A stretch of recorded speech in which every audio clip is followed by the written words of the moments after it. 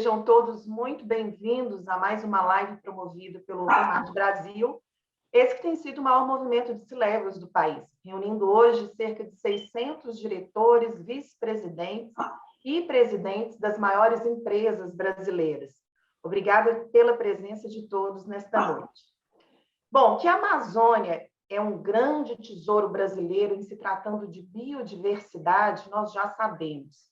Mas ela também é um celeiro de oportunidades para o Brasil se destacar na economia global.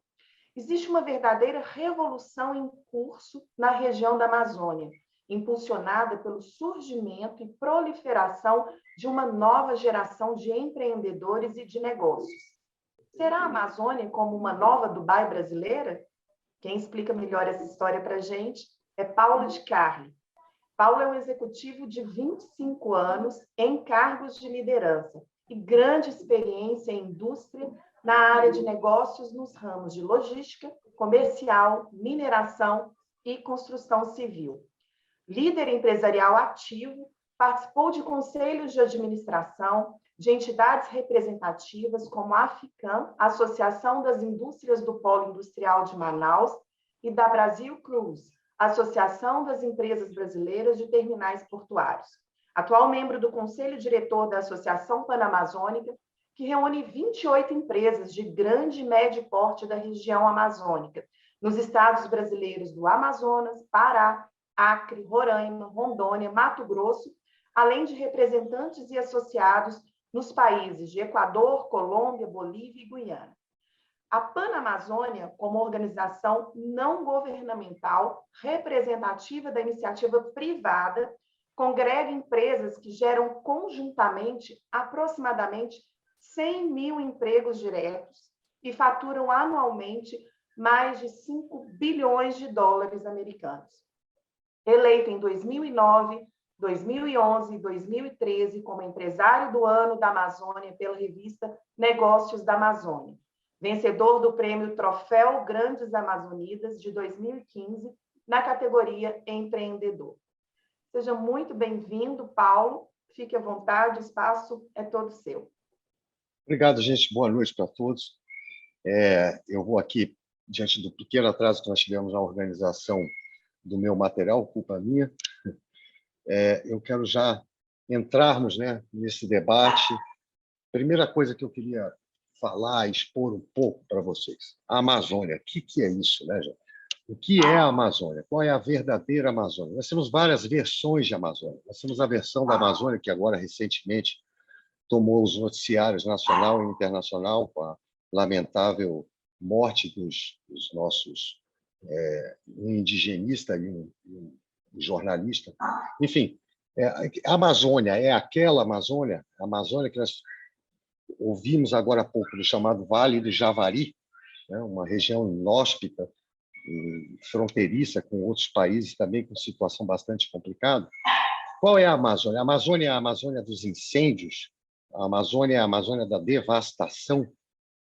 A Amazônia é tudo isso. A Amazônia é, sim, um caldeirão de informações positivas e negativas. Lamentavelmente, que a grande mídia mundial, preocupada com uma agenda que é a preocupação de todos nós, costuma enaltecer ou promover sempre o que há de negativo, que é para ser, né, eventualmente corrigido. Mas, gente, vou ser bem sincero, e como empreendedor na Amazônia, muitas vezes eu ouço, eu assisto na televisão, nas mídias, informações da Amazônia que dá vontade de gargalhar, de rir. Sabe? Vejo verdadeiros absurdos. Por exemplo, é muito fácil pegar uma câmera e focar em cima de um incêndio que tem 300 metros, ou mesmo às vezes alguns quilômetros, e mostrar uma Amazônia que tem centenas de milhares de quilômetros, né? E falar, olha, aqui estamos pegando fogo.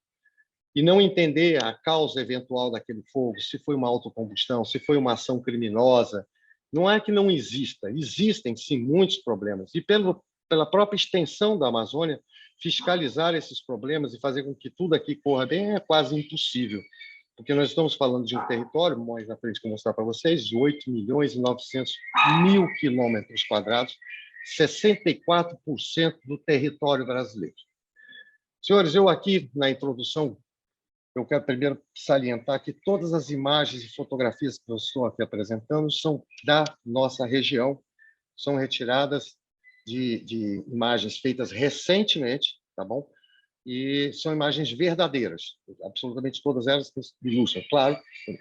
Eu aqui apresento o seguinte: vamos testar o nosso verdadeiro conhecimento de Amazônia. Eu apresento 3 fotos. Aqui, essas fotos, eu diria aí, aleatórias. Apresentando essas 3 imagens, você saberia identificar de pronto qual delas representa a Amazônia ou qual delas está na Amazônia? É uma foto, a primeira de cima, vocês veem aí, é uma savana. É uma savana de Roraima, roraimense, que fica justamente no centro da Amazônia, daqui do estado em que neste momento estou. A segunda foto é os Cerrados. Aqui está no meio, essa verdinha, é os Cerrados de Roraima, também muito comum no estado do Amapá, também bastante comum no sul do estado do Amazonas, e ainda em algumas regiões de Rondônia. Esse cerrado e essas 2 primeiras imagens, eu quero salientar que não são de áreas desmatadas. São áreas que estão assim há milhares ou talvez até milhões de anos. Esses são biomas originais da Amazônia e inimagináveis para a grande maioria das pessoas. As pessoas imaginam a Amazônia aquele tapete verde, aquela floresta densa, aquela floresta alta, aquela maravilha, e é realmente maravilhosa. Mas esta Amazônia, que nós imaginamos, ela é subdividida em outros biomas, de outras características regionais, e cada uma vocação econômica, porque eu aqui quero até deixar bem claro que toda a minha preleção ela vai ser direcionada no olhar e na perspectiva de um empreendedor, da Amazônia. Portanto, eu estou aqui como empresário e não para advogar ideologicamente corrente A ou B, ou esquerda ou direita. Eu aqui quero falar o que é a Amazônia real aos olhos do empreendedor. A terceira foto que vocês estão vendo dessa pedra, apesar de belíssimo céu, né, as nuvens aí cobrindo, isso é o topo do Monte Roraima, o ponto extremo do Brasil, e também aqui no estado de Roraima e parte da nossa Amazônia. Para vocês terem uma ideia, uma elevação de quase 3.000 metros de altura, com um clima completamente diferente. A base desse Monte Roraima é um dos locais mais belos que vocês possam imaginar de se ver, né? Cachoeiras belíssimas, um potencial cênico muito grande. E, sob o ponto de vista econômico, não é importante, porque, além de ser um parque nacional protegido, como deve ser, ele não tem em sua adjacência nenhum tipo de exploração comercial, tampouco do turismo. Muito bem. Então, é difícil a gente falar quem conhece a Amazônia, né? Que Amazônia essa pessoa conhece? As pessoas, às vezes, viajam para Manaus e têm uma impressão da Amazônia. Viajam para Boa Vista e têm outra percepção completamente diferente. Eu quero só voltar um pouquinho, volta no slide anterior. Desculpa, só para falar 2 pontos aqui importantes. Isso. Bom, eu tenho ainda uma outra informação que no slide posterior vocês vão verificar. Observar que a Amazônia, ao contrário do que muita gente pensa e gera bastante polêmica, não é brasileira. A Amazônia, grande parte da Amazônia é brasileira, mas não na sua totalidade. Por exemplo, a Amazônia é o bioma predominante do Suriname, da Guiana, de parte da Venezuela, Colômbia, Peru, Equador. Portanto, o termo correto para se entender a Amazônia é preciso conceber como Pan-Amazônia, ou seja, a Amazônia e seus países correlatos. Nós temos vários países que têm bioma amazônico e que se integram ao nosso coração da Amazônia brasileira. Tá bom, gente? Vamos lá para o próximo, então. Agora vamos ver um pouquinho só esse mapa aí. Aqui. Muito bem. Vocês veem aí. Observe que vai muito além das nossas fronteiras, né? Essa foto é uma foto de satélite, tirada há alguns anos atrás, e demonstra aí claramente as manchas e ocupação que muitas vezes são divulgadas, repito, erroneamente, como se fossem manchas de desmatamento. Um pouquinho aí perto aqui onde está a setinha, você vê uma mancha vermelha. Essa mancha vermelha refere-se justamente àquela foto, parte daquelas fotos que eu mostrei para vocês dos cerrados e do bioma de Campos e Lavrados de Roraima. Parte da área amarelada ao sul desse mapa é justamente onde se avançou nos biomas amazônicos com as atividades econômicas relacionadas à pecuária, à agricultura, e o que tanta preocupação causou e causa ainda, né, na comunidade internacional. Mas se vocês observarem, vocês observam com atenção essa parte verde, que é a predominante, representa aí mais ou menos do total da Amazônia 80% a 85% do território absolutamente preservado como floresta. Nós estamos falando de uma área de 8 milhões, repito, mais de 8 milhões de quilômetros quadrados. Com certeza, grande parte da antiga Europa Ocidental caberia aí, né, incluindo os maiores países. Aí você cabe tranquilamente junto aí toda a Península Ibérica, a Grã-Bretanha, a Alemanha, dentro desse conjunto de terras aí tão famoso, né, e tão inexplorado em muitos pontos. Vamos baixar para o próximo, por gentileza. Olha lá, vamos lá. Se vocês observarem, a coluna da esquerda é o total de área de cada um dos países que compõem a Panamazônia, portanto, possuem o bioma amazônico como parte de seu território. Observem lá embaixo que a Venezuela, um dos grandes países de extensão territorial da América do Sul, com 912 mil quilômetros quadrados, tem mais de um terço, quase 42% do seu território com bioma amazônico. O Suriname chega a 100%. O Peru, 58% de todo o bioma do Peru é Amazônia.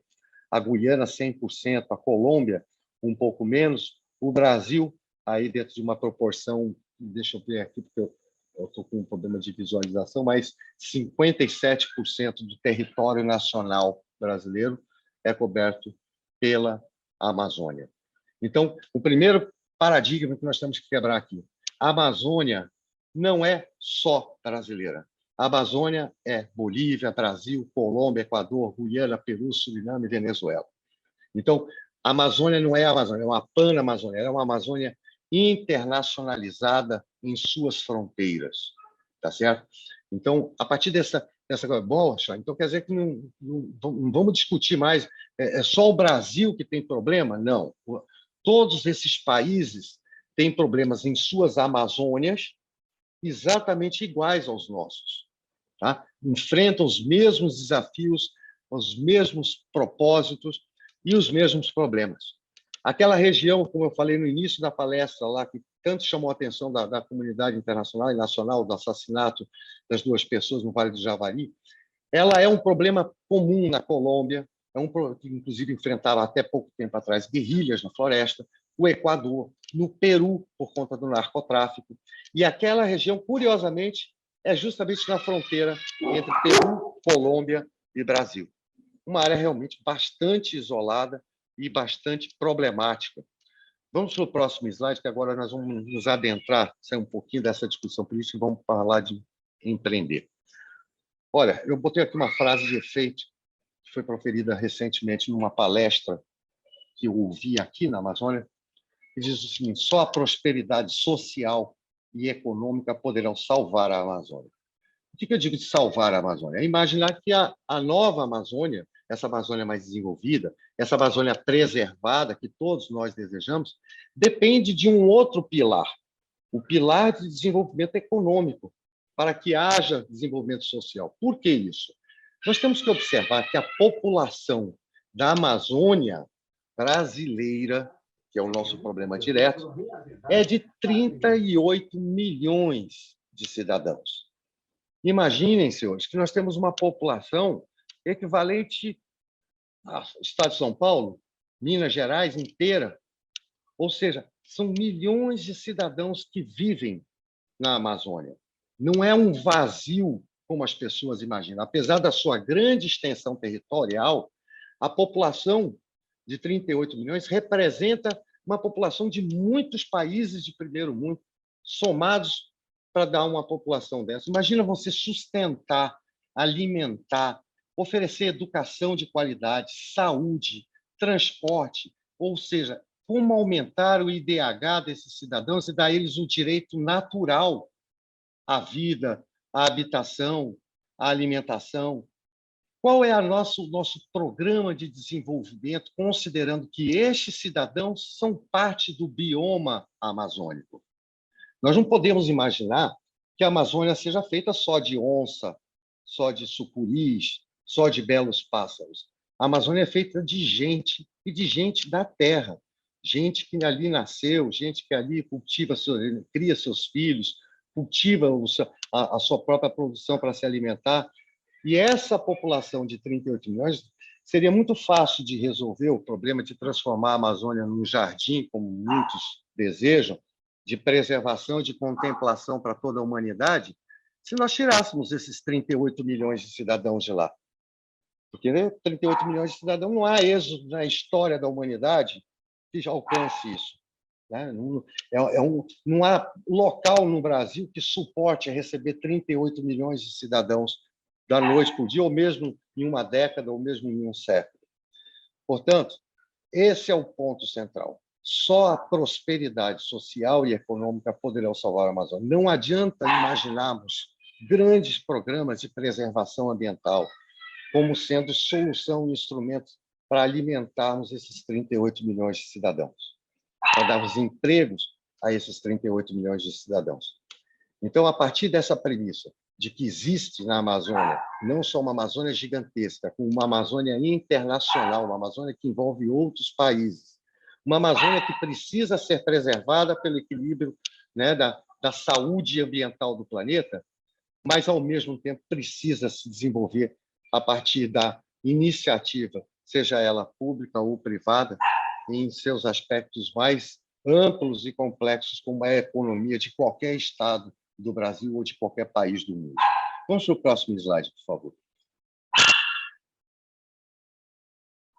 Muito bem. Aqui vocês têm aqui uma ilustração sobre a importância. Eu quero aqui quebrar um outro tabu muito importante que a gente cresceu, eu pelo menos cresci aprendendo erroneamente no colégio, que a Amazônia era o pulmão do mundo.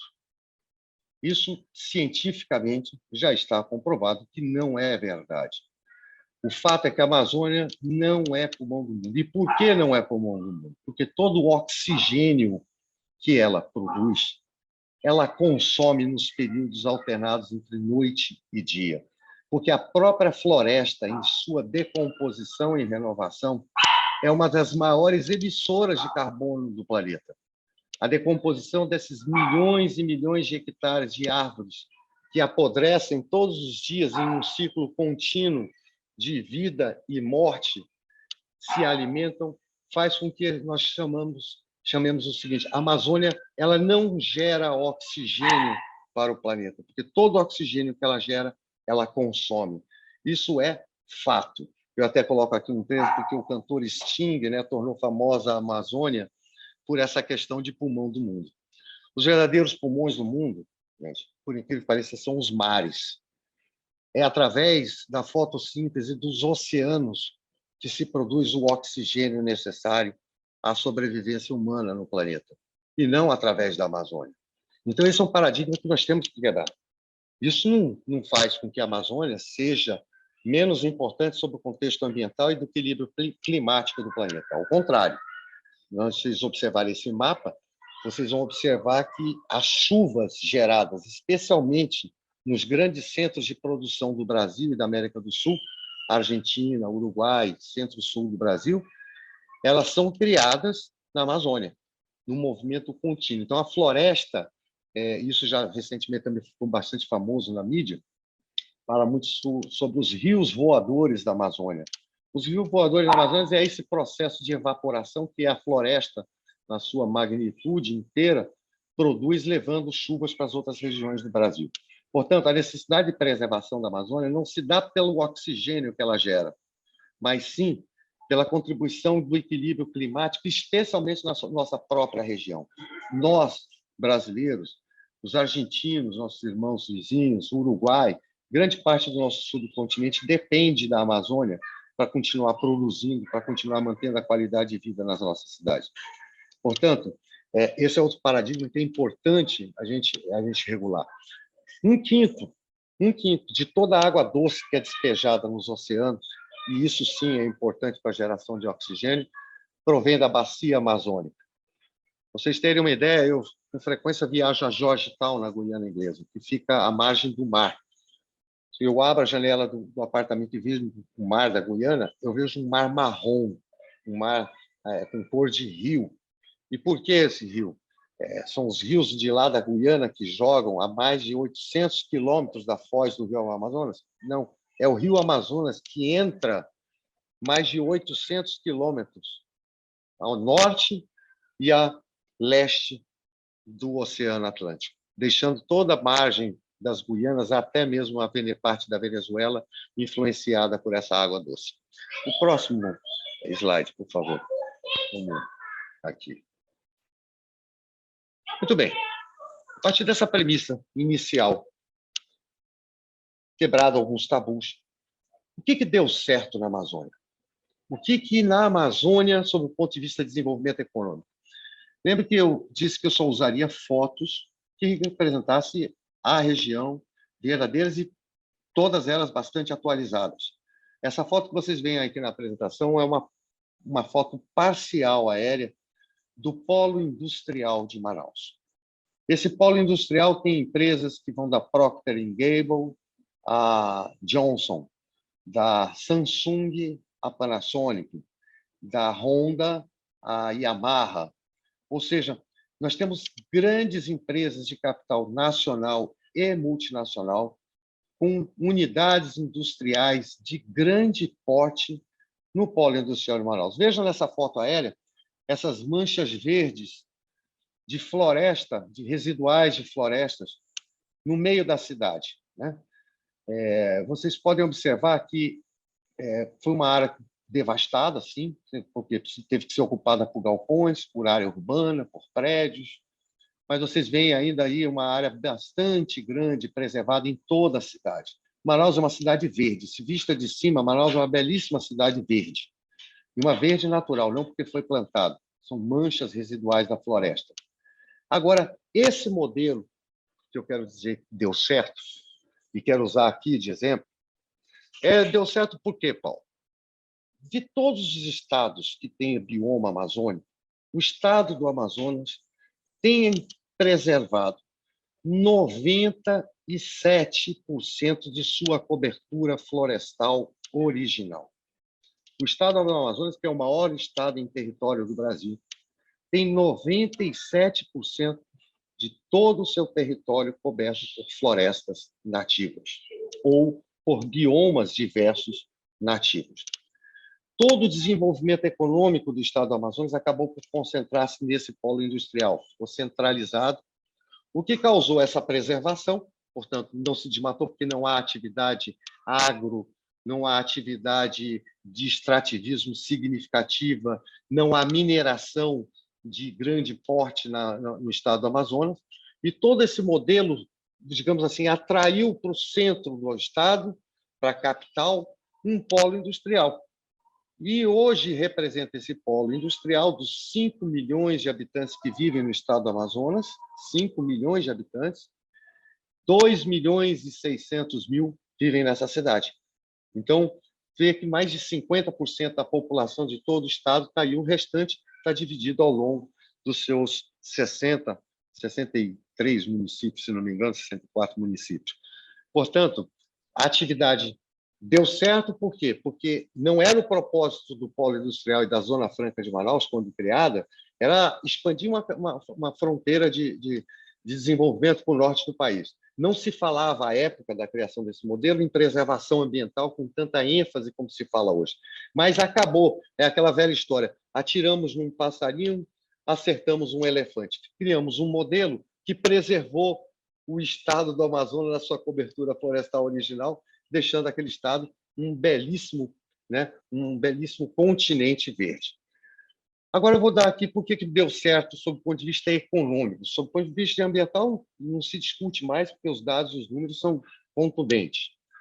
Mas a receita fiscal, se fala, mas Manaus não é uma zona franca? É. Mas, olha, eu vou dar aqui alguns dados importantes. A arrecadação de tributos estaduais per capita do estado do Amazonas é R$ 480 anuais, maior do que a de São Paulo. Tá certo? A arrecadação per capita de tributos estaduais do estado do Amazonas em relação aos demais estados da região norte que não têm os incentivos da Zona Franca é a maior de toda a região, com R$ 6.400. E se pegar esses R$ 6.400 de arrecadação, né, de tributos estaduais per capita no Brasil, é a terceira maior do Brasil. Portanto, o estado do Amazonas é um estado que, apesar de ser uma zona franca, gera tributos e impostos locais para o sustento das políticas públicas geridas pelo estado local, para a educação, para a saúde, para a urbanização, enfim. É um estado, e eu vou dizer ainda mais um estado.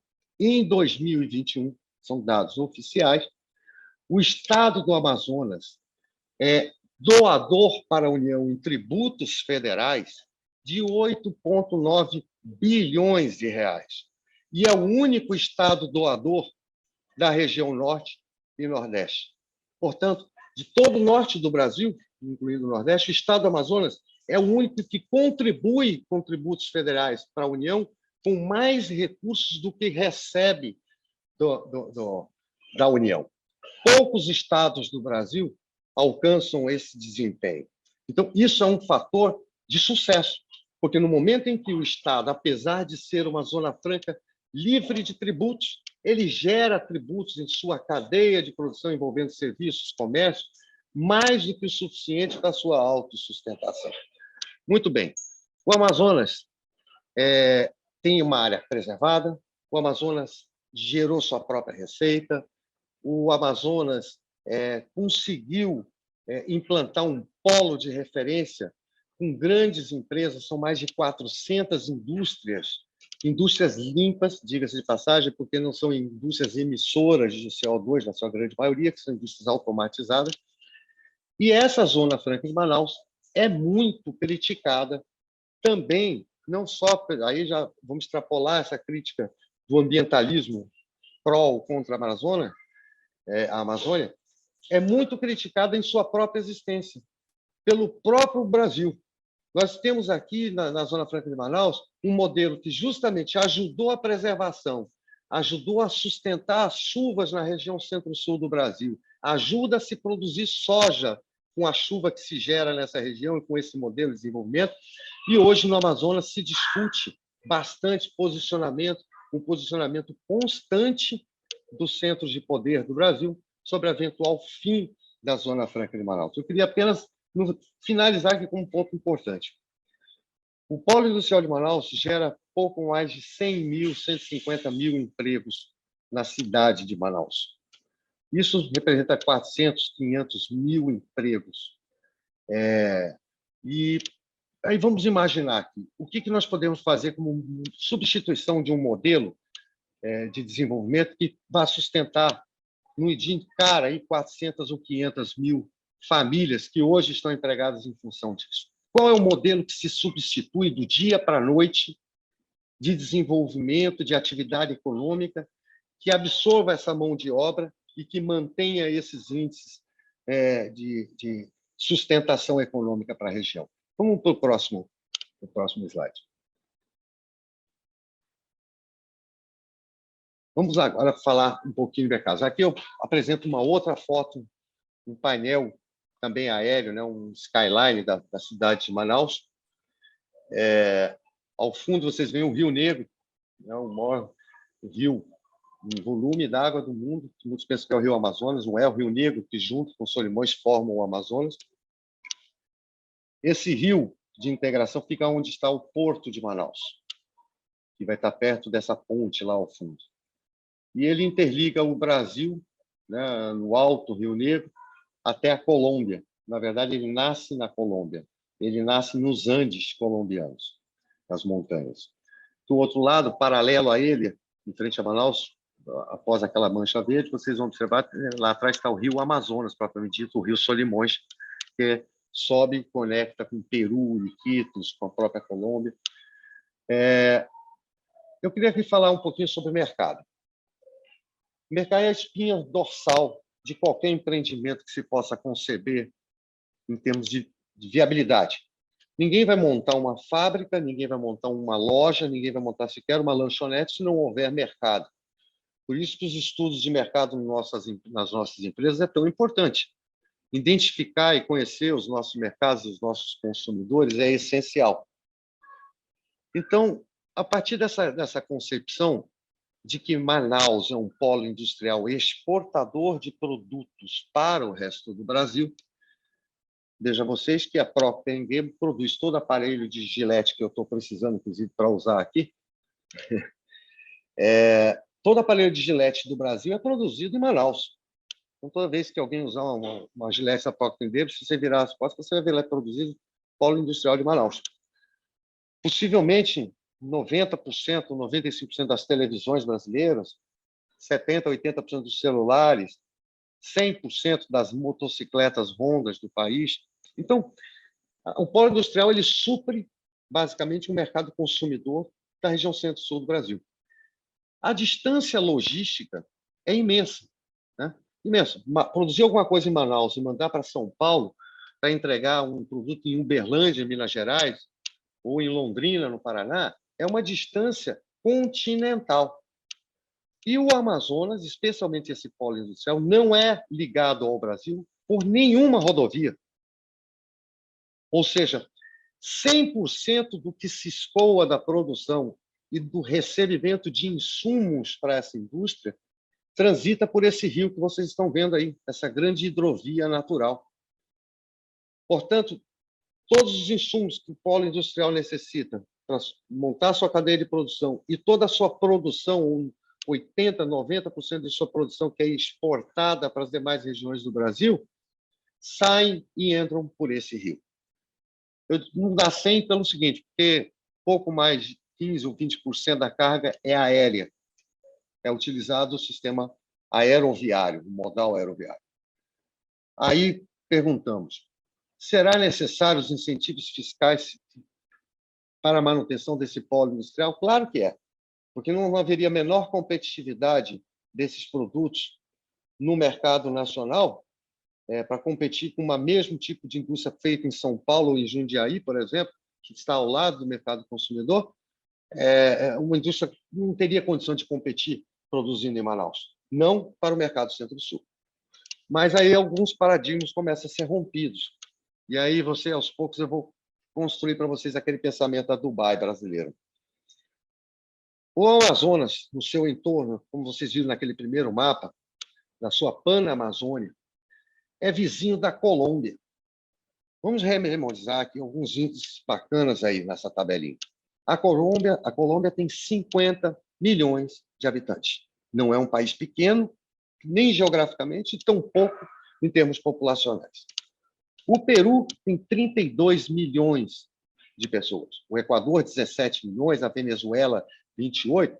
E se vocês abaixarem um pouquinho só aqui o slide, vocês vão ver qual o tamanho da população dos países que formam a Panamazônia. Levanta um pouquinho o slide para mim, se você puder. Só um pouquinho para cima aí. Olha só, nós estamos falando de uma população dos países circunvizinhos de 143 milhões de habitantes. Nós estamos falando de uma população pouco menor do que o Brasil inteiro, né? Se nós acrescentarmos essa população dos países circunvizinhos da Panamazônia, a população da própria Amazônia, os 30 milhões de cidadãos que vivem nos estados brasileiros que compõem a Amazônia Legal, vocês vão observar que nós temos um Brasil inteiro fazendo fronteira com os estados da Amazônia. Roraima, aqui onde estou nesse momento, eu estou na minha casa, a pouco mais de 100 quilômetros da Guiana e do Suriname, 110 quilômetros da fronteira, e é a pouco mais de 200 quilômetros da fronteira com a Venezuela.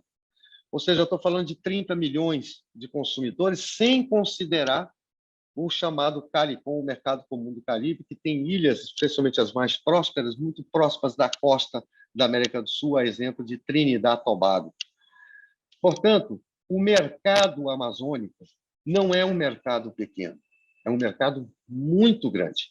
Produzir, vender, prestar serviços nos estados da Amazônia é alcançar um mercado de quase 200 milhões de habitantes. Um detalhe que eu quero aqui acrescentar. Todos devem estar acompanhando o crescimento, até recentemente, pelo menos, da Colômbia. A Colômbia é um dos chamados tigres da América do Sul. Os índices de crescimento repetidos da Colômbia são 5 ou 6 vezes maiores do que o PIB brasileiro. Eles já têm hoje uma renda per capita maior do que a do Brasil. A própria Guiana, pequenininha, aqui do lado, hoje, tem uma renda per capita que é o dobro da brasileira, e já foi o país mais pobre das Américas. Portanto, esse mercado todo tem suas peculiaridades e tem, acima de tudo, um imenso potencial de consumo, desde que, naturalmente, haja a integração, né, entre comercial e de iniciativa, de investimentos entre esses estados panamazônicos. Se você começar a imaginar, portanto, que a Amazônia em si mesma se constitui num grande mercado consumidor, é natural, e é mais do que natural, que grandes oportunidades de empreendimentos e de investimentos vêm surgindo ano a ano aqui na região, e nós vamos ver logo mais alguns. Você pode passar para o próximo slide? Desculpa, já te incomodando toda hora. Queria poder fazer isso aqui. Muito bem. O futuro projetado. O que se projeta para a Amazônia? E aqui eu quero fazer, vou repetir, não há dogma político nenhum em discussão. Tá? Eu estou fazendo uma análise da iniciativa privada, eu estou fazendo uma análise como empresário, como empreendedor da região. Essa foto que eu botei aqui para ilustrar o futuro projetado é uma instalação de mineração da Alcoa, da produção de alumínio no estado do Pará. Vejam vocês a instalação e o contexto de preservação no seu entorno. Aí eu não vou nem chamar de manchas, porque a predominância da área toda é verde e é floresta. Outro tabu que se criou, né? A Amazônia será destruída pelos interesses da mineração. Aí colocam os garimpos ilegais, que é uma atividade criminosa tanto quanto é o tráfico de droga, né? Como um exemplo de mineração. Enquanto que a verdadeira mineração industrial e necessária para a humanidade, né, para tudo que nós imaginamos, imagina o que seria de nós hoje se não fosse, por exemplo, o alumínio da Amazônia, que representa 22% da produção mundial de alumínio. Ou seja, aliás, um bem que tem vida útil aí prescrita, né, de suas reservas de mais 80, 100 anos. Quer dizer, nós temos que trabalhar para descobrir novas jazidas, reservas, e de forma sustentável termos, sim, uma mineração industrial, uma mineração responsável, para que a qualidade de vida da humanidade como um todo continue existindo. Porque a comunidade é muito bacana a gente entrar, né, num hotel e ver aqui na Amazônia tem vários belíssimos, com aquela paisagem intocada, mas quando nós pegamos o nosso copo, nós tomamos um copo de vidro. Quando nós ligamos a nossa televisão, são centenas de tipos de minérios diferentes que compõem a tela de LCD, né? De elementos de terras raras, de alumínio, de solda e até mesmo de ouro nos seus transistores. Então, imaginar que a humanidade conseguiria contemplar a Amazônia, mas continuar voando de avião, depende essencialmente desses minérios. Depende essencialmente da continuidade da exploração das reservas naturais do planeta. Agora, como fazer isso sem destruir? Aí a Alcoa te dá um exemplo. E teria outros, seria a Vale do Rio Doce, nos seus projetos de mineração no estado do Pará. A Vale sozinha representa, eu acho, mais de 1/3 do PIB do estado do Pará. E a mineração é o item número 1 de atividade econômica daquele estado. Aí vai se falar, mas a mineração degrada? A mineração tem impacto ambiental? Sim, claro que tem. Qualquer coisa que você altere o meio ambiente tem impacto ambiental, até a construção das nossas casas. E uma indústria tem mais ainda. Agora, são impactos ambientais mitigáveis, ou seja, é possível se superar? Eu vou dar aqui um exemplo bem característico. Uma grande mina de alumínio, como essa que vocês estão vendo aí, ela ocupa uma área de mais ou menos de exploração de 30 mil hectares. Se você colocar boi, ou seja, plantar capim e produzir aí para uma pecuária, uma cabeça por hectare, você vai conseguir botar 30 mil bois. A receita, o PIB que você vai gerar econômico de 30 mil bois representa menos de 0,00001% da receita que essa indústria de alumínio, com o mesmo espaço de ocupação de uma fazenda de 30 mil hectares, ocupa. Então, é preciso levar em consideração o ganho econômico, o ganho de geração de empregos, o ganho de sustentação econômica de uma região e o impacto ambiental. Isso tem que ser mitigado, equilibrado. É claro que ninguém vai sair desmatando e nem deve sair desmatando a Amazônia, mas a exploração pontual com os impactos ambientais mitigados, inclusive com a recuperação das áreas degradadas, ela é possível de ser feita desde que adotadas tecnologias de sustentabilidade modernas que se domina hoje. Portanto, quando se fala de mineração na Amazônia, não é aquele garimpo que já é uma atividade ilegal em si, está desempenhando, que deve ser a nossa referência, mas sim a mineração sustentável que deve ser a nossa referência. Então, a partir daquela informação, se levanta a bandeira, é proibido minerar na Amazônia. Vamos parar com a mineração na Amazônia. Gente, a mineração que degrada o meio ambiente dos garimpos já é proibida, não tem mais o que proibir. Ela é uma atividade ilegal em si. Não adianta você imaginar que nós teríamos força de segurança, Exército, Polícia Federal, IBAMA, suficiente para fiscalizar 15, 20, 30 mil garimpeiros ou mais que sobrevivem em pontos remotos da Amazônia da atividade ilegal do garimpo. É muito melhor, nessa altura do campeonato, identificar o problema, trazê-lo para, né, o sol, trazer ele para a legalidade nesse momento e adotar técnicas de sustentabilidade. Dizer, olha, gente, não dá para vocês fazerem isso por isso, isso, isso. Ou dar uma alternativa de sobrevivência econômica para aqueles cidadãos. Porque você dificilmente hoje encontra na Amazônia atividades econômicas de exceção desses que deram certo, que sejam suficientes para, né, garantir a sobrevivência dos povos da floresta. Eu falo o seguinte, a indústria 4.0 será a nova fase do polo industrial de Manaus? Eu digo isso porque são perguntas que me fazem constantemente. Sim, a indústria 4.0 já é uma realidade no polo industrial de Manaus. Lá nós temos vários centros de pesquisa, de desenvolvimento de tecnologia, várias empresas, né, modernas e que atuam no campo da informática, da teleinformática, estão sendo incubadas lá naquela região. A produção de novos sistemas, pouca gente sabe, por exemplo, aquele sistema que com os olhos você consegue comandar o seu computador, né, que foi uma revolução no mercado, foi criado no estado do Amazonas a partir de centros de pesquisa patrocinadas pelo Polo Industrial de Manaus. Então, a indústria 4.0 vai ser o caminho natural daquele polo que a gente hoje acha que pode sair ou desaparecer. Acho que não.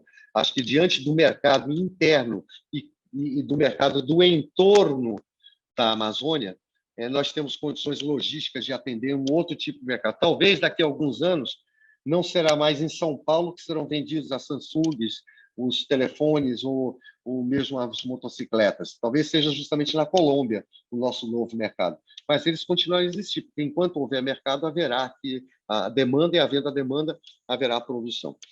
A mineração sustentável é possível, não tenho a menor dúvida disso. O exemplo prático nos mostra isso. E é uma pena que estes exemplos práticos não sejam divulgados pela grande mídia. Eu, como empreendedor, tenho que pesquisar, buscar informações para poder encontrar os bons exemplos práticos, que deveriam ser enaltecidos pelo próprio país. O potássio do Brasil.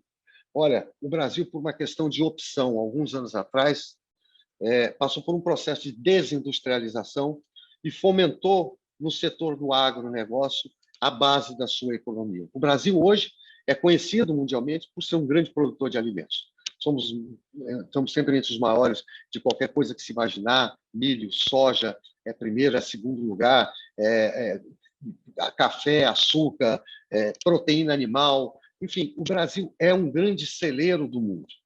A região centro-sul brasileira é, sem dúvida, uma área avançadíssima de produção de alimentos, não só para o nosso próprio consumo, mas para exportação, e, segundo dizem, alimenta aí próximo de 1 bilhão de pessoas no entorno do globo.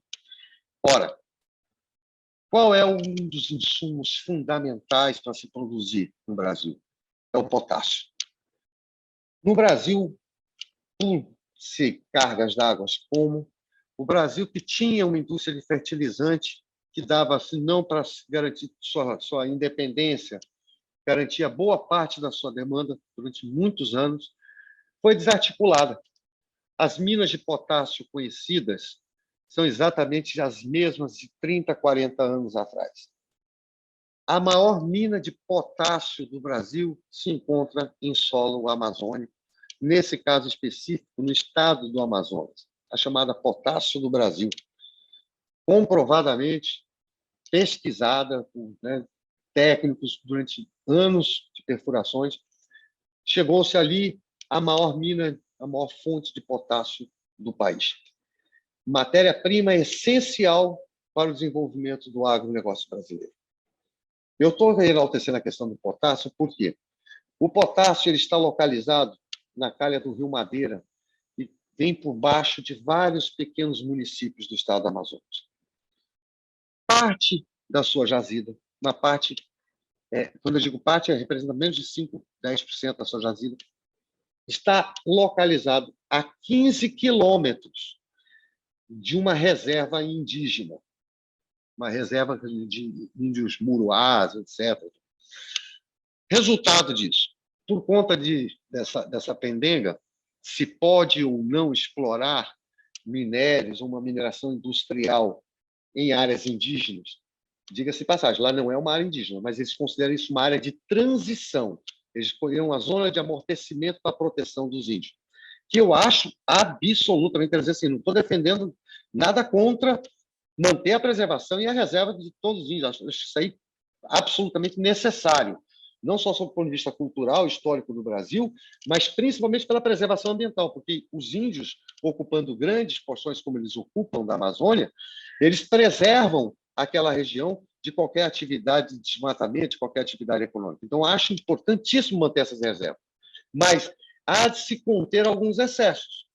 Por exemplo, o estado de Roraima estar isolado do Sistema Nacional de Energia Elétrica porque não consegue passar um união de 200 quilômetros que atravessa uma reserva indígena com torres que vão por cima da floresta.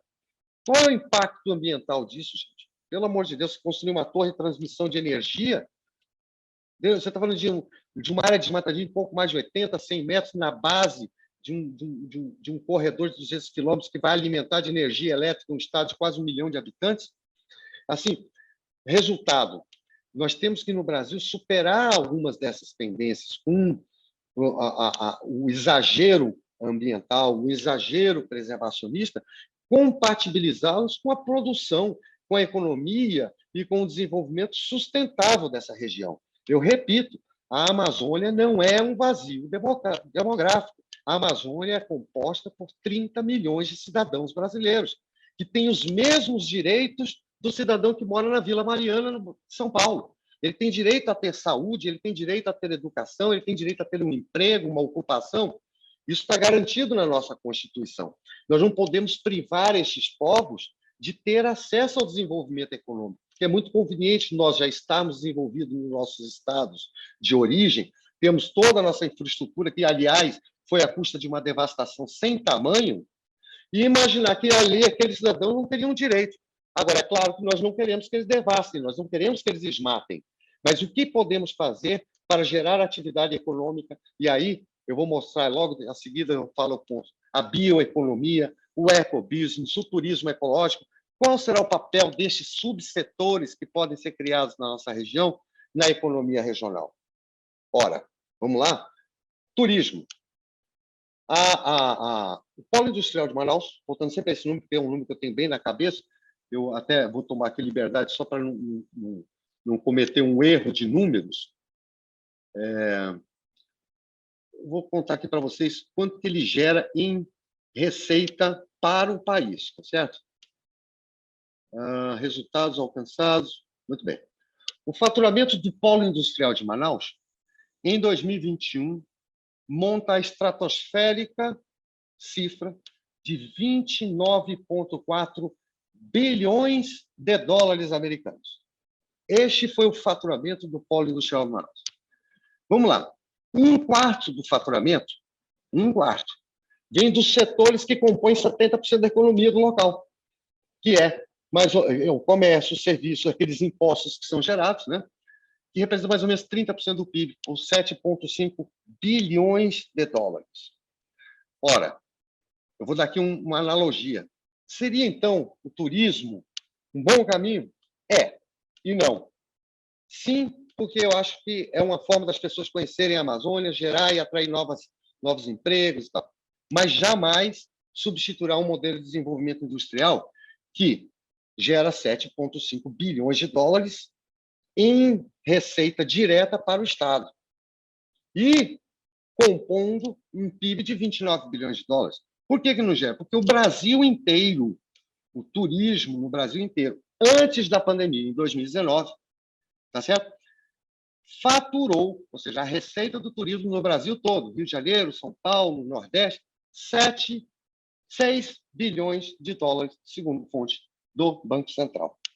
Ou seja, o turismo brasileiro todo gerou uma receita de 6 bilhões de dólares. Como em uma única cidade, que tem o Polo de Manaus, que já gera uma receita própria de 7,5 bilhões de dólares em função daquele polo industrial, que fatura 29,4 bilhões, poderá ser substituído por um setor que no Brasil inteiro representa 6 bilhões de dólares. Essa conta não vai fechar.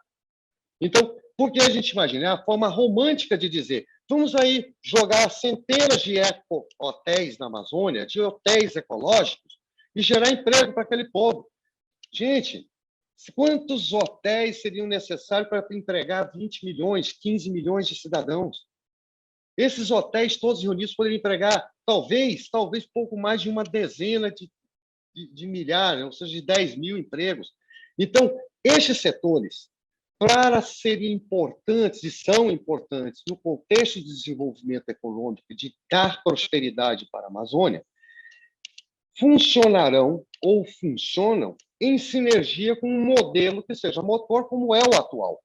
Ou seja, o turismo ecológico é uma atividade econômica importante, mas jamais substituirá ou será sozinho o motor de uma economia do tamanho daquela, de necessidade de geração de emprego, de atendimento de mercados daquele tamanho. Ecobusiness. Ecobusiness hoje é uma palavra muito usada e bastante ampla. Nós somos empreendedores agora já dessa nova geração, temos uma preocupação essencial com o meio ambiente e com a responsabilidade social. São dois pontos essenciais para uma boa empresa se posicionar no mercado. Não é diferente. Ecobusiness é tudo aquilo que se faz a partir da exploração de recursos ambientais de forma sustentável, de uma forma correta, que não se degrade ao meio ambiente e possa se transformar em valor econômico. Então, nós temos várias opções e vários projetos em andamento. Dentro do nosso próprio contexto local, e eu aqui vou usar meu próprio exemplo para não ficar usando terceiros, um dos negócios que eu faço parte, um negócio de família, é uma termoelétrica de biomassa que produz energia elétrica no sul do estado de Roraima. A minha fonte de energia, de calor para geração de energia, é a biomassa que eu uso do resíduo da indústria de serrarias e de madeiras certificadas da região. Portanto, o que aquelas indústrias que geram... Você, quando serra a madeira para beneficiar e etc., mesmo sendo essa maneja proveniente principalmente de manejos florestais ou de reflorestamento, ela gera uma quantidade de resíduos bastante grande, de resíduos florestais. Esses resíduos não podem ser queimados pelas próprias normas de destinação de resíduos sólidos brasileiros.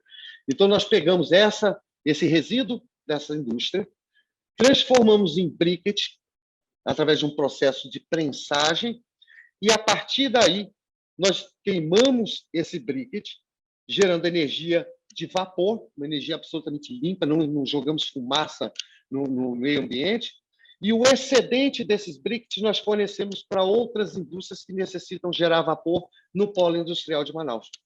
Isso é o que a gente chama de ecobusiness.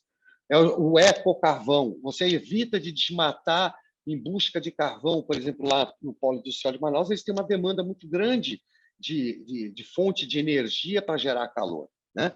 Portanto, é bastante, sabe, interessante encontrar, e lá, aqui na região, nós estamos pesquisando muito, em outras formas também, a questão do pirarucu, das criações de peixe amazônico, não mais eliminando a pesca, né, extrativista, substituindo pela produção de peixes em cativeiro no próprio bioma amazônico, né, que daí ele tem o melhor do seu crescimento, por conta da qualidade da água, por conta do clima, né, a alimentação com base em produtos amazônicos. A bioeconomia ela vai também além, ela vai ali a questão do açaí, da fruticultura das espécimes regionais. Ou seja, existe sim um futuro projetado bastante amplo. Recentemente, um associado da Panamazônia, eu quero aqui enaltecer, do grupo Bertolini, Transporte Bertolini, que é um grupo de atuação nacional com sede em Manaus, construiu uma balsa indústria de açaí, de polpa de açaí, em que a indústria navega pelas regiões produtoras do açaí nativo, do açaí extrativista, fazendo a coleta desse açaí, que antes não se tinha como levar você levaria uma pequena indústria que na logística não funcionaria. Então, ele leva consumindo essa indústria e, ao mesmo tempo, mobilizando em toda a bacia amazônica atrás de sua matéria-prima e produzindo um produto exportável para vários países. Entendeu? Então, ali na Panamazônia, nós temos, inclusive na nossa associação, vários empresários pioneiros nesse tipo de economia, no ecobusiness, na bioeconomia, até mesmo no turismo ecológico. Eu tenho vários colegas, amigos meus, que investiram nessa área e estão se dando muito bem, entendeu? Dentro da Amazônia, com receitas, sabe, cada vez maiores. O turismo de pesca esportiva na Amazônia, que hoje é fortíssimo. Mas tudo isso, gente, já existe. Tudo isso foi criado, talvez, aí de 10 anos para cá, se acelerou com a preocupação ambiental. Mas eu quero dizer que, apesar de já existir, não terá nunca, jamais, o tamanho como empreendimentos da Amazônia para sustentar aí esse contingente de milhões e milhões de cidadãos. Então, nós temos, sim, que avançar nos processos de exploração econômica com responsabilidade e com sustentabilidade. Passa para o próximo slide, por favor. Aqui já vou praticamente terminando. Mas vamos falar sobre uma coisa que é outro tabu. Agronegócio na Amazônia. Essa foto que vocês estão vendo aí é uma lavoura, uma plantio de milho de larga escala no estado de Roraima. Vocês se lembram das primeiras fotos que eu mostrei no início da apresentação? São campos e cerrados. Nenhum hectare de selva amazônica foi desmatado para plantar esse milho. Nenhum hectare de selva amazônica foi deflorestado para se plantar esses centenas. Hoje, no estado de Roraima, este ano, na safra 2021-2022, estaremos já cultivando 140 mil hectares de grãos de soja e milho. São milhões de toneladas. Agora eu vou um pouco mais além. Qual é o nosso potencial do agronegócio sem deflorestar, sem desmatar o bioma amazônico, ocupando tão somente esses solos que são apropriados e que não têm um impacto, principalmente na questão da preservação das águas, que essa sim é uma preservação que nós temos que ter, que são esses cerrados e lavrados roraimenses, parte do Amapá, parte de Rondônia. Gente, só no estado de Roraima, aqui onde estou, eles têm próximos de 1 milhão de hectares.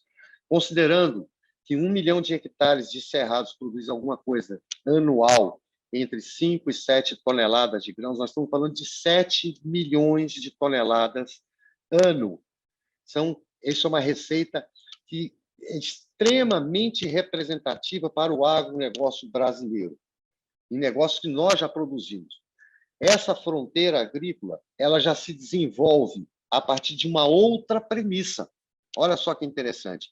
Esta soja e esse milho estão sendo cultivados acima da linha do Equador, portanto, no hemisfério norte, Diga-se de passagem que Roraima, Boa Vista, aqui, é a única capital inteiramente no hemisfério norte brasileiro.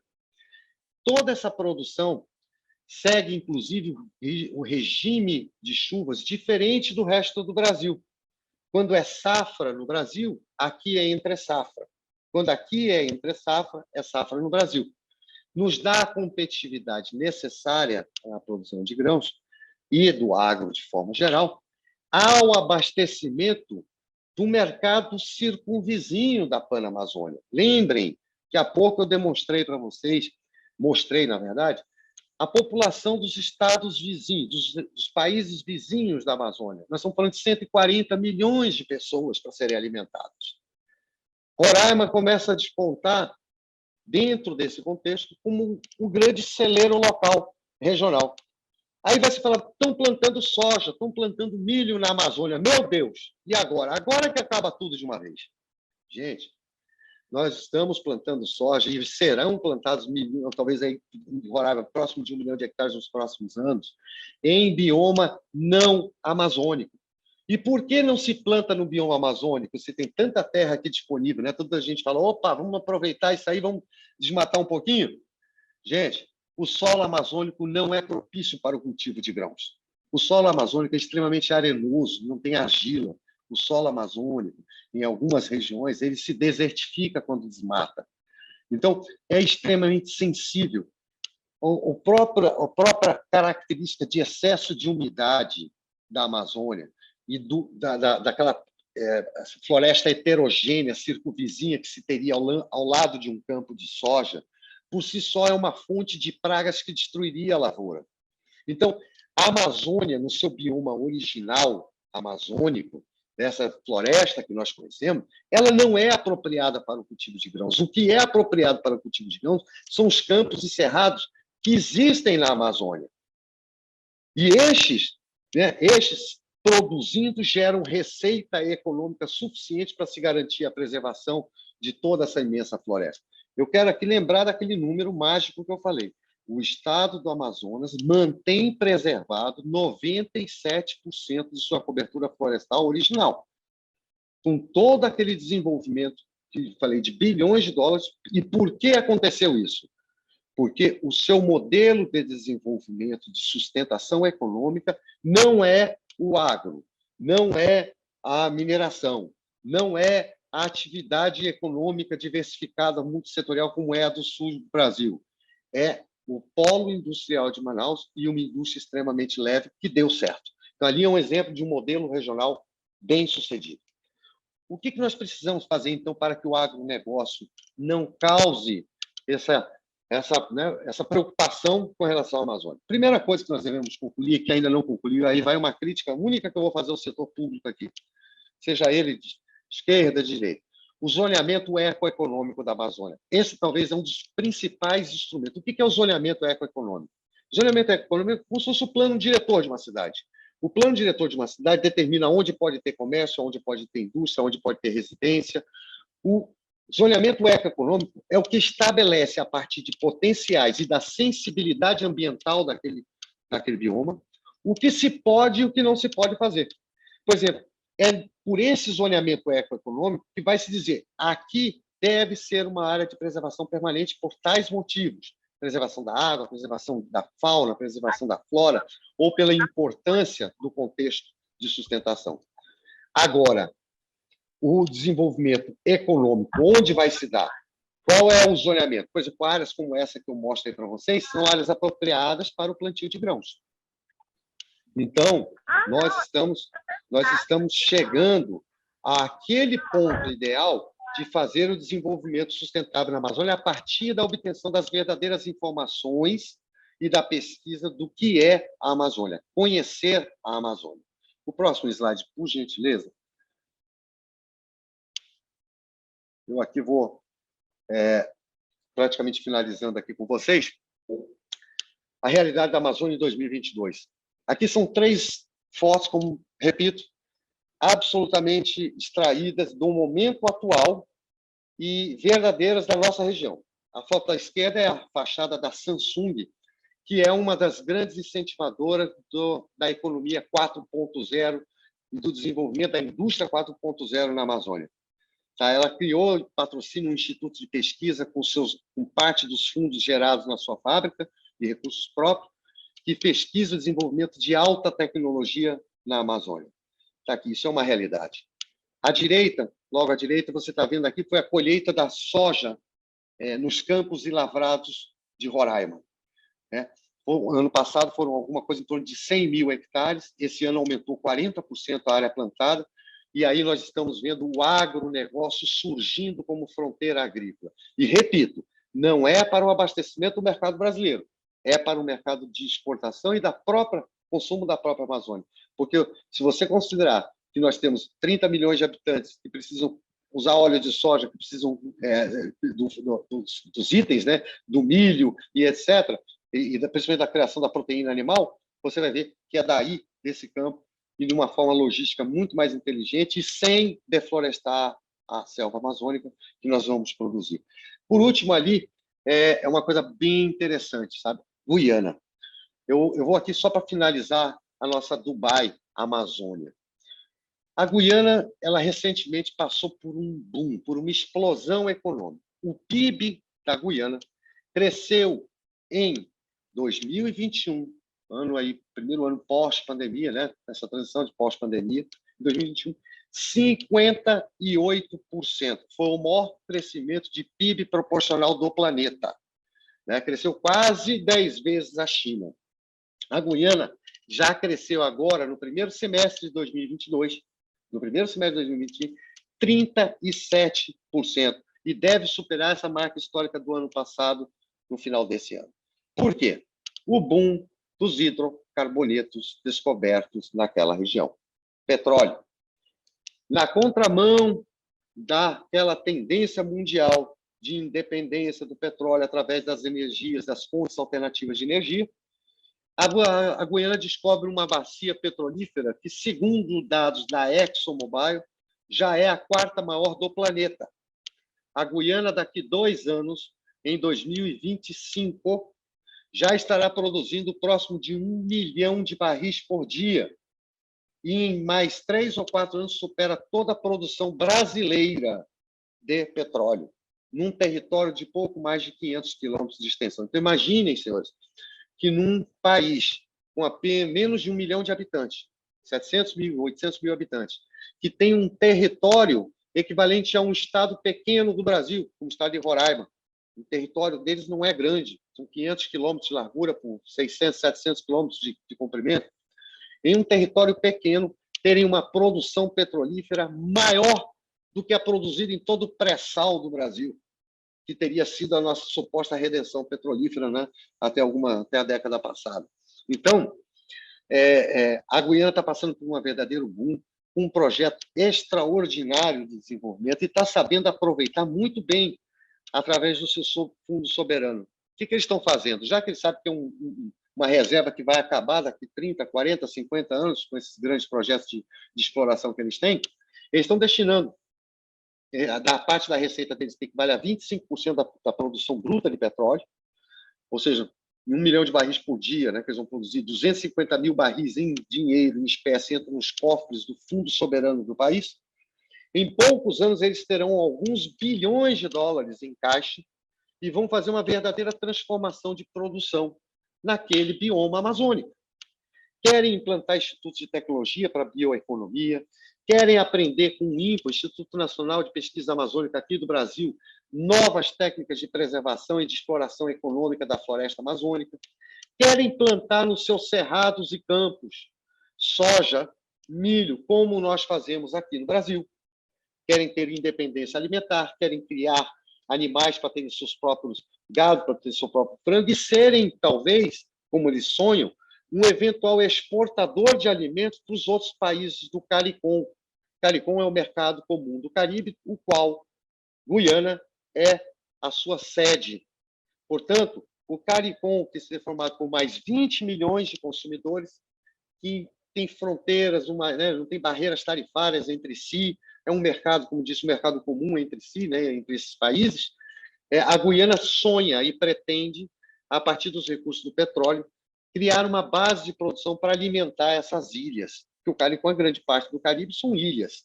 E ilhas que têm pouquíssima ou nenhuma produção de alimentos viável por falta de território, inclusive, né, de território apropriado.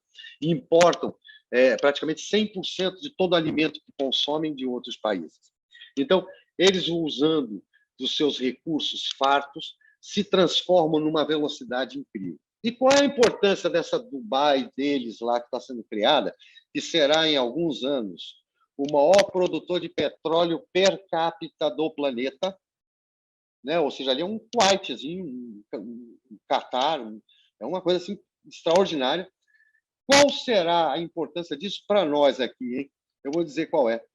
Eles estão a menos de 1 hora da minha casa. Eles estão a menos de 1 hora da sede da nossa empresa aqui. Por uma estrada asfaltada, uma rodovia, uma BR federal, que eu faço em 50 minutos. Entendeu? 1 hora, já estou dentro do país da Guiana. E mais importante, se vocês olharem o mapa do Brasil com atenção, vocês vão observar que o Roraima está muito distante do mar. Escoar nossa produção, viabilizar uma agroindústria, viabilizar produtos da ecoindústria local para escoar para os mercados internacionais, depende essencialmente de portos, aeroportos, hidrovias, rodovias ou ferrovias. Nós temos uma rodovia que liga Boa Vista, o estado de Roraima, a Manaus.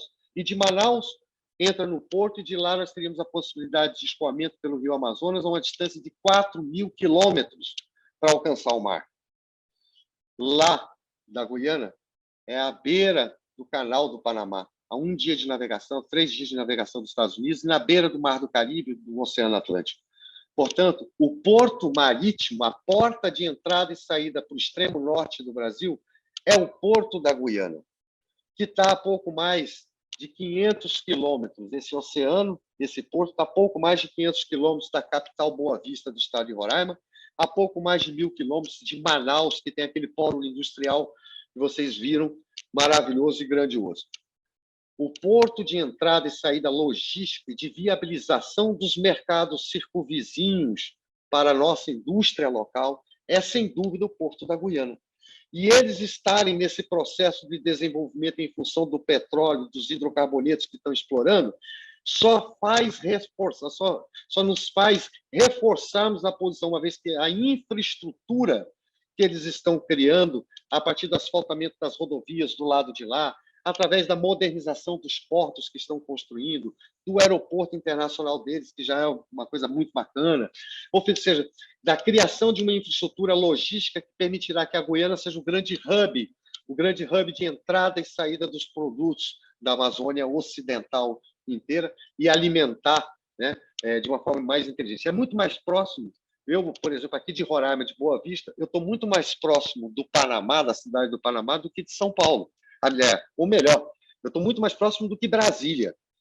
Se eu sair de um avião a jato aqui, eu chego em 2 horas e 15 minutos. Agora, outro dado também estarrecedor. Nós aqui, onde estamos, em Boa Vista, estamos a menos de 4 horas de Miami.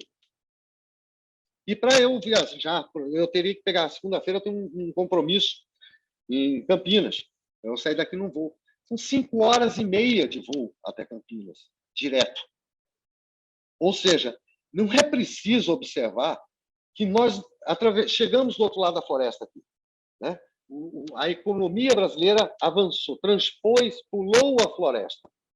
Não tem sentido nós imaginarmos que o rumo do nosso mercado seja voltar para a floresta. Não é esse o nosso rumo. O nosso caminho natural é olhar os outros 140 milhões que estão aqui em cima, estão acima da linha do Equador. Este é o nosso verdadeiro mercado, e daí é que se abre a grande oportunidade de empreendimentos da Amazônia olhando esse mercado.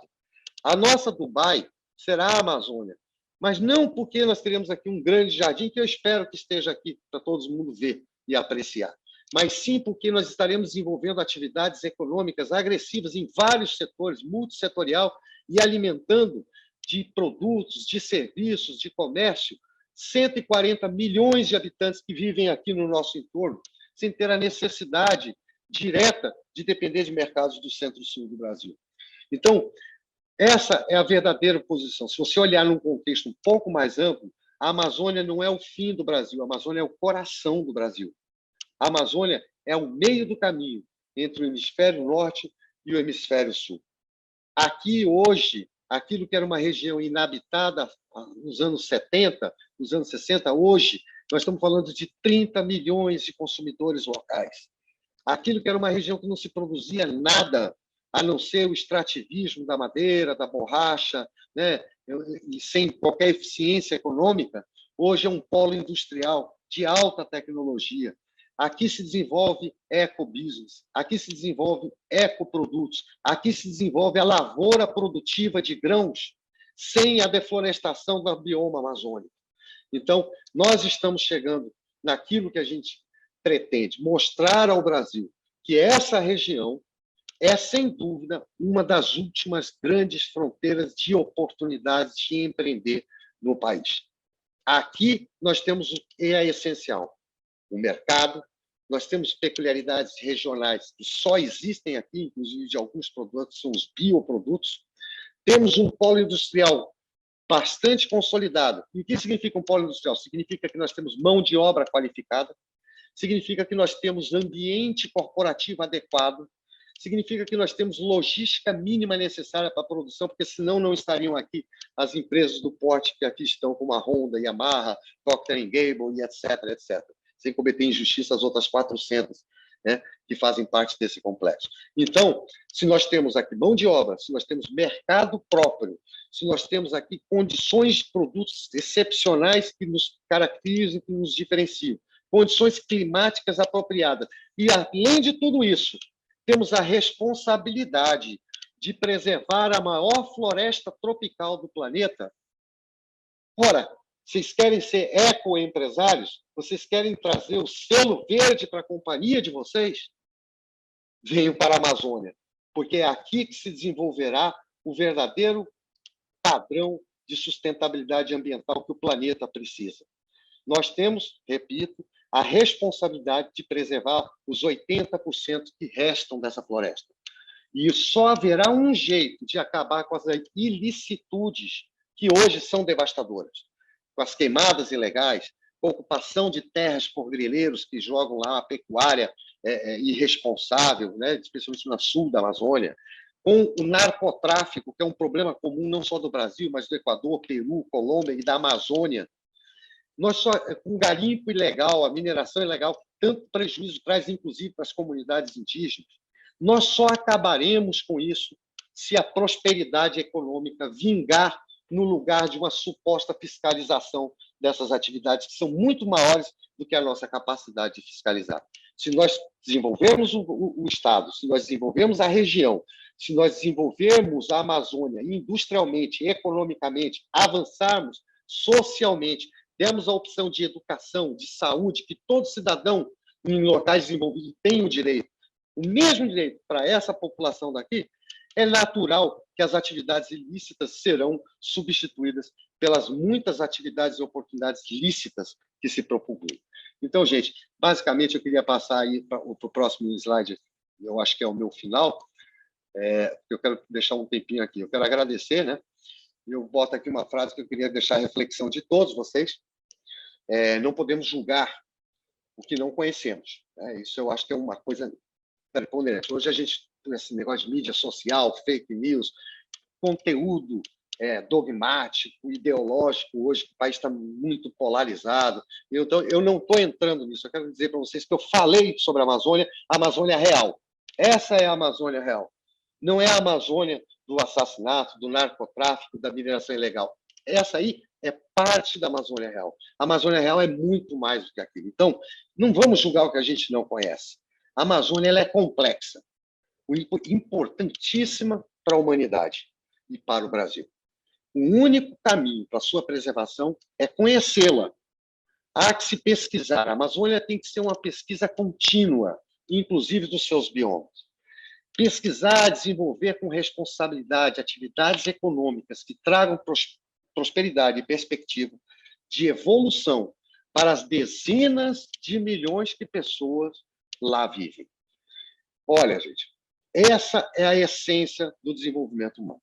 Mais nada importa. Vamos, sim, manter a Amazônia em pé, preservada, com a responsabilidade de gerar água e mandar bastante água para a região centro-sul do Brasil, para que vocês plantem suas lavouras, desenvolvam a sua indústria, mas observem que a Amazônia é um direito legítimo e justo, e para ser preservada precisa ter prosperidade econômica associada, senão nós vamos, daqui 20 anos, estar falando sobre esses mesmos problemas, e pior ainda, uma devastação muito maior do que o que já ocorreu. Se conseguirmos preservar alguma coisa, foi a muito custo.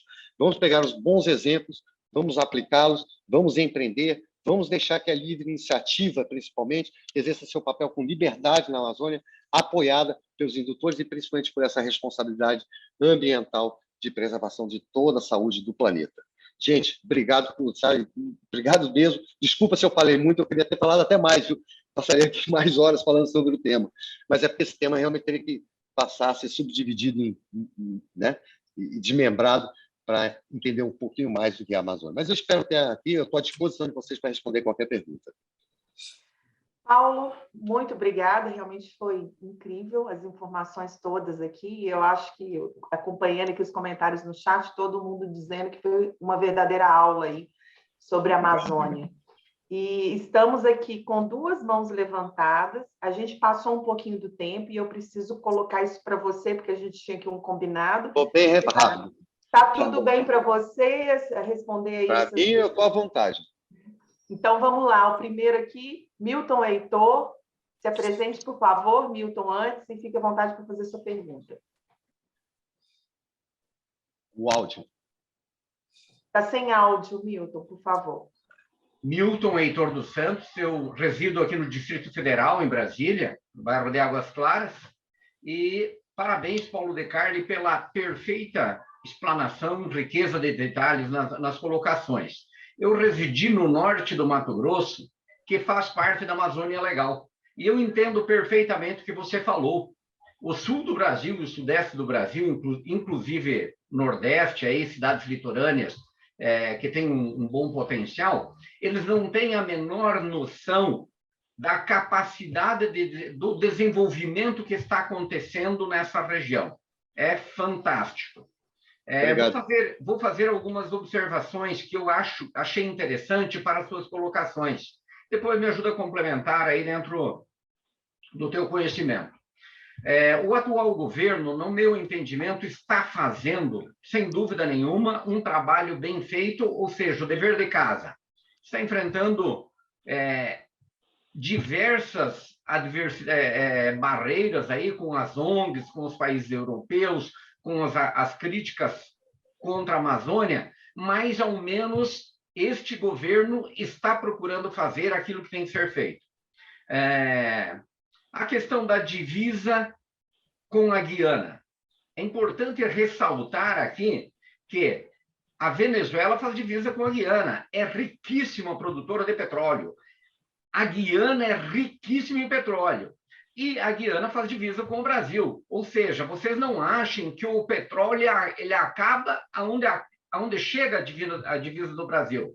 Ali, nesse Brasil, tem muita riqueza, inclusive de petróleo, sem contar tudo o resto. Outro detalhe aí que também me chamou a atenção na explanação do Paulo De Carli, a legislação da Amazônia, a legislação brasileira, ela é muito bem feita. Para vocês terem uma noção, no sul do Brasil, o sudeste também, você pode desmatar 80% da área para você utilizá-la como pecuária, como agricultura, como produção. Na Amazônia, apenas 20% você pode aproveitar para isso, 80% tem que ser preservado. E colocando aqui, ou seja, a legislação já é muito bem feita. E tem muitos parques muito grandes, áreas indígenas e tal, que garantem uma grande preservação. Aí encaixa na questão que o Paulo De Carli falou, da importância que se tem do governo fazer, tipo um plano diretor da ocupação das áreas. Mas é uma coisa que vai acontecer naturalmente, eu não tenho dúvida disso. Um outro detalhe aqui, da ocupação do cerrado. É natural que o agricultor ele não vai derrubar mata para pegar e fazer agricultura, tendo áreas de cerrado, como é o caso de várias regiões da Amazônia, o custo para você derrubar árvores e mecanizá-la é muito alto, se torna inviável numa região daquelas. Então, quando você tem uma área de cerrado, como foi visto na primeira foto, automaticamente isso viabiliza, porque o custo é muito baixo. Com um trator de pneu, você faz essa mecanização. E, por último, a colocação do... É importante frisar aqui, que o Paulo De Carli colocou, a questão do transporte hidroviário.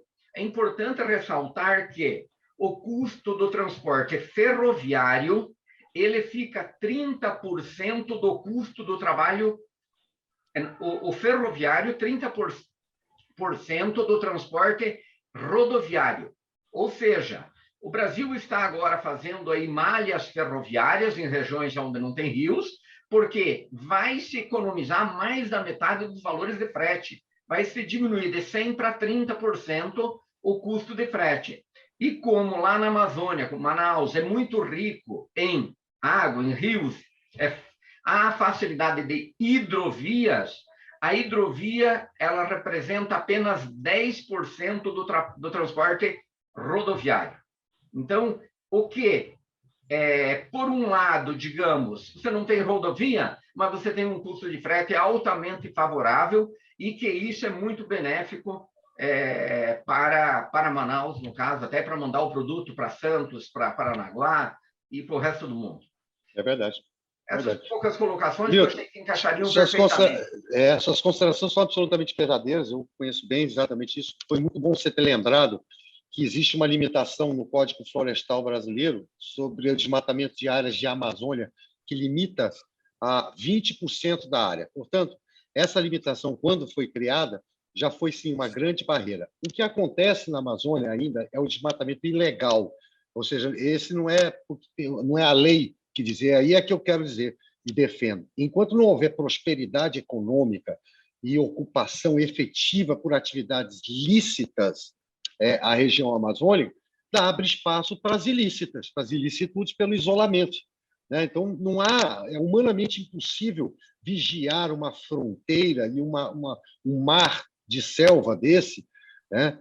Com milhares de pessoas como Saúva tentando, de alguma maneira, obter vantagem, né, através do narcotráfico, através do desmatamento da exploração madeireira ilegal, invadindo áreas indígenas, com o aparato de segurança que nós, né, temos. Não é essa a função. Nós só vamos evitar isso se a prosperidade econômica ocupar o seu espaço verdadeiro.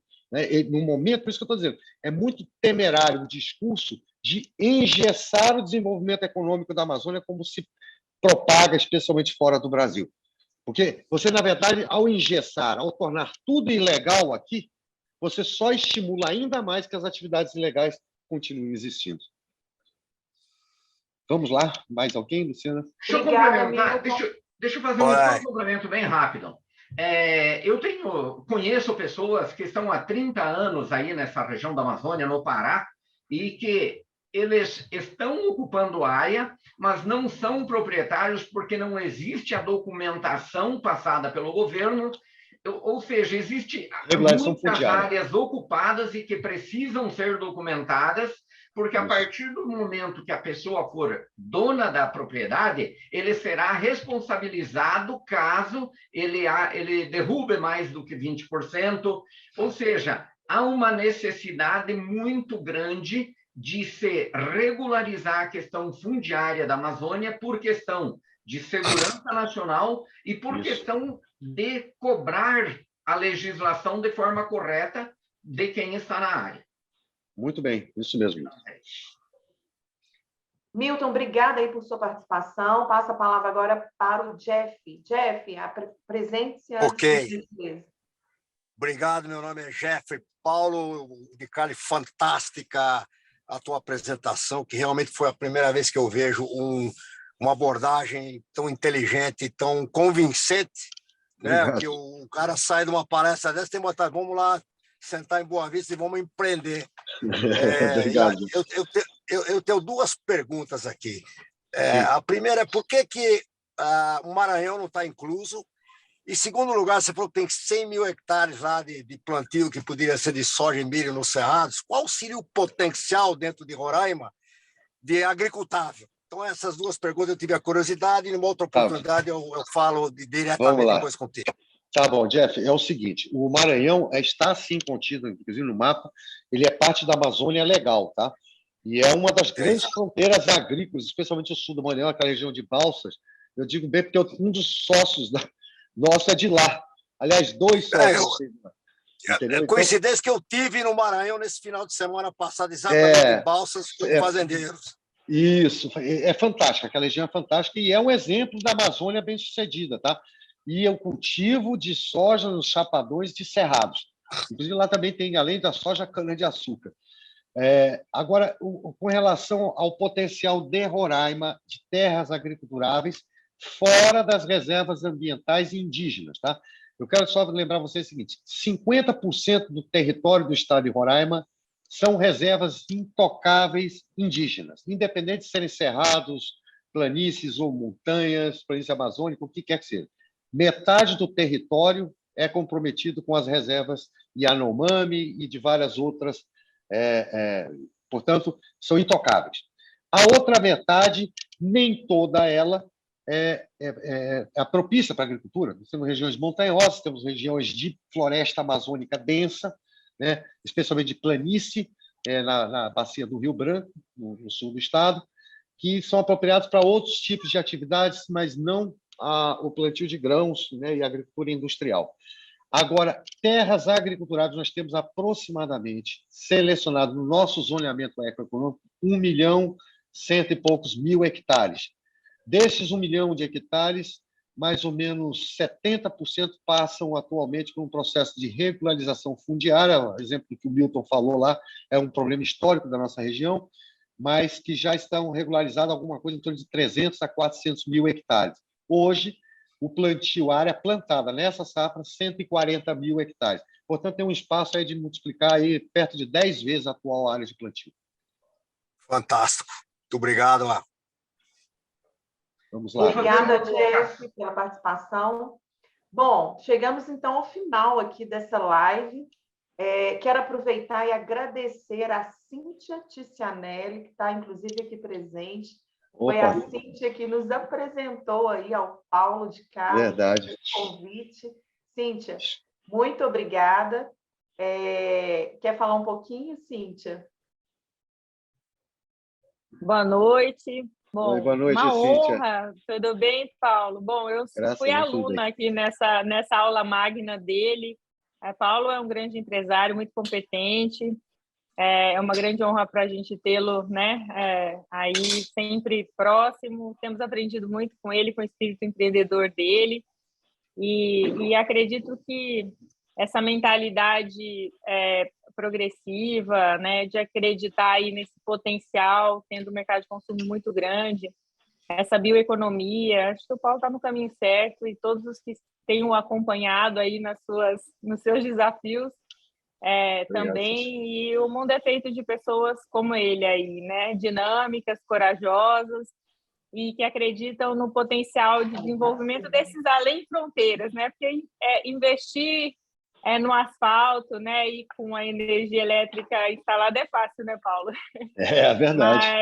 Mas é aí que se encontram as grandes oportunidades. Então, meus parabéns, viu, Paulo? Estou muito contente Cíntia. que você seja aí um open-minder, esteja aí com esse time todo de C-Levels, ensinando e aprendendo também, tá? Parabéns, sucesso para você sempre. Um abraço. Obrigado, Cíntia. É uma honra, viu? A honra, eu agradeço muito o convite de fazer parte também do Open Mind. A você, principalmente, Cíntia, que me explicou o que era a entidade, me incentivou. E a Luciana, que me recebeu, eu sou muito grato, viu, Luciana? Quero, sim, fazer parte de modo permanente da instituição, ajudar no que eu puder nesse network, né, e colaborar no que der também, do ponto de vista empresarial.